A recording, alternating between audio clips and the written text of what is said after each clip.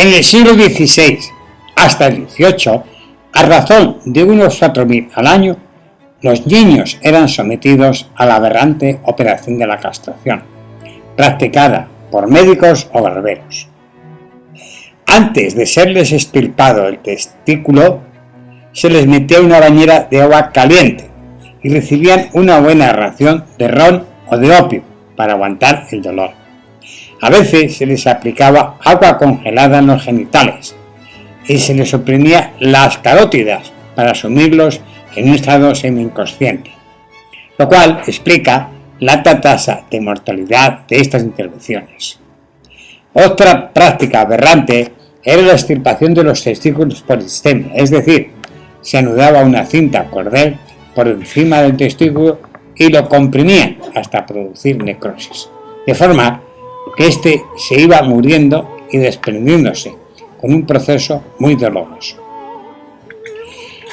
Con la castración se suprimían las dos funciones testiculares, la producción de hormonas masculinas, testosterona. Hoy se sabe que las personas con déficit de esta hormona viven mucho menos tiempo. Se merma la masa muscular, potencia la pérdida de masa ósea, con enorme riesgo de osteoporosis y fracturas. Empeora el metabolismo de la glucosa, aumenta los cúmulos de grasa e incrementa el riesgo cardiovascular. El resultado de la castración concedía una espectacular voz, con la potencia propia de un hombre, y tenía una ligera capacidad para hacer agudos portentosos como una mujer. Esta voz híbrida era considerada celestial por el público de la época. La castración de seres humanos nunca estuvo formalmente permitida, pero se toleraba y generalmente un enmascaramiento con supuestos accidentes o enfermedades que la justificaban. Los castrati eran capaces de cantar con una tonalidad de voz muy aguda que causaron furor en el barroco, época en la que llegaron a convertirse en estrellas. Sin embargo, la historia que se esconde tras estos hombres con voz de mujer es triste y oscura. Alcanzaban su tesitura mediante la amputación de los testículos, con el cual no se podían producir hormonas sexuales masculinas responsables del cambio de tono vocal que se opera en la adolescencia. Por ello, la intervención podía realizarse entre los 8 y 12 años de edad para que diera buen resultado. Aquellos castrati que conseguían desarrollar un pene adulto, generalmente por haber sometido después de los 14 años, eran los mejores amantes del mundo.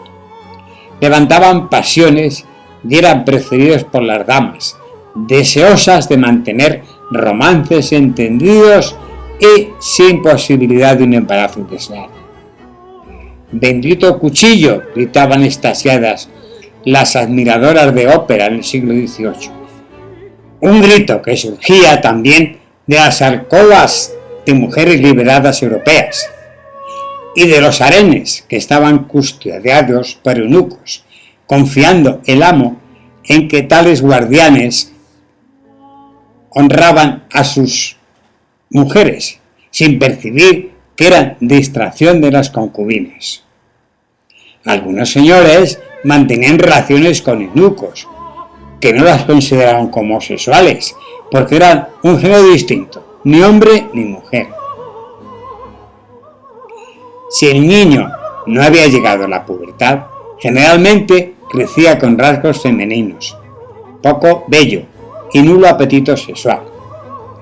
De hacerse más tarde, el castrado podía experimentar un desarrollo normal que incluía la posibilidad de tener erecciones sin espermatozoides. Su fama de amantes solícitos, volcados en el placer de la mujer, como el gran Farinelli, que según las admiradoras mantenían el entusiasmo hasta el final, a diferencia de los amantes fanfarrones. Con incorporación de las mujeres a la escena musical, las voces de los castrati desaparecieron de los escenarios, aunque continuaron en los coros eclesiásticos, hasta bien entrados el siglo XIX. Los orígenes y la práctica de la castración para obtener voces angelicales fue la costumbre de la antigua Sumeria y del Imperio Bizantino, donde los cantantes y eunucos fueron una presencia normal hasta su aparición en Constantinopla. En la Italia del siglo XVI sigue envuelto en el misterio, aunque lo facilitó la decisión del Papa Pablo IV, con la prohibición de que las mujeres actuaran en los escenarios de la ciudad de Roma. Así pues, los personajes femeninos pasaron a ser encarnados por castrati. Para tal veto se invocaba el pasaje de la epístola de San Pablo a los Corintios, en el que se lee: las mujeres cállense en las asambleas, que no les está permitido tomar la palabra. La veneración artística que despertaban los castrati derivaba de su antinatural combinación. Angelical era el adjetivo en boca de todos. Farinelli, el más angelical. Allí por donde pasaba, su arte era saludado como un milagro. Pasó 22 años de vida en España. Llegó a actuar ante la reina Isabel de Farnesio y tuvo que quedarse en la corte para aliviar la depresión nerviosa a Felipe V, a quien le cantó cada noche durante 10 años las mismas 4 arias, con resultado satisfactorio. Otros castrati célebres de la época fueron Caffarelli, muy amigo de meterse entre las faldas de las damas. Gasparo Pacchiarotti era famoso por sus aventuras amorosas como por la belleza de su canto. Y Luigi Marchesi, que tenía locas a las vienesas. Los enciclopedistas franceses consideraban aberrante la castración. Voltaire y Rousseau llamaban bárbaros a los padres que la consentían y verdaderos monstruos a quienes habían padecido. Napoleón prohibió su práctica bajo pena de muerte cuando conquistó Roma, y la Iglesia permitió en 1800 la vuelta de las mujeres a los escenarios.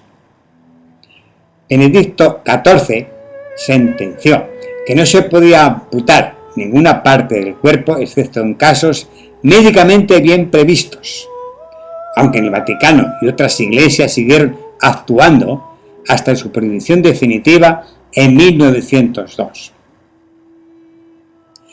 En China, la castración suponía una violación de las normas de la Iglesia de Confucio.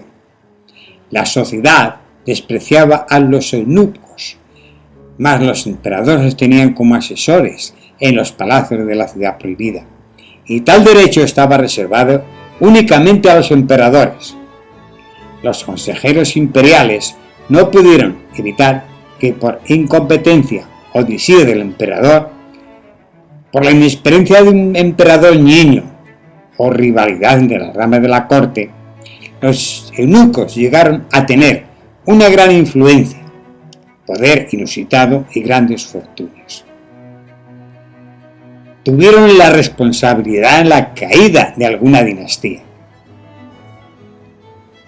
Ongru, primer emperador de la dinastía Ming, redujo drásticamente el número de eunucos y les impidió que se involucraran en asuntos del Estado.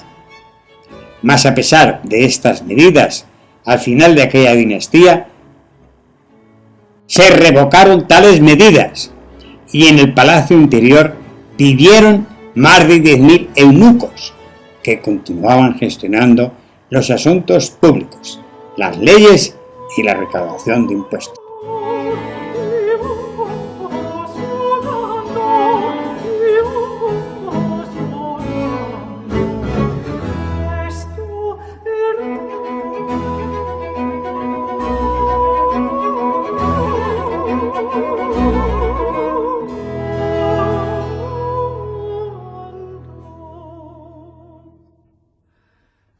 Senti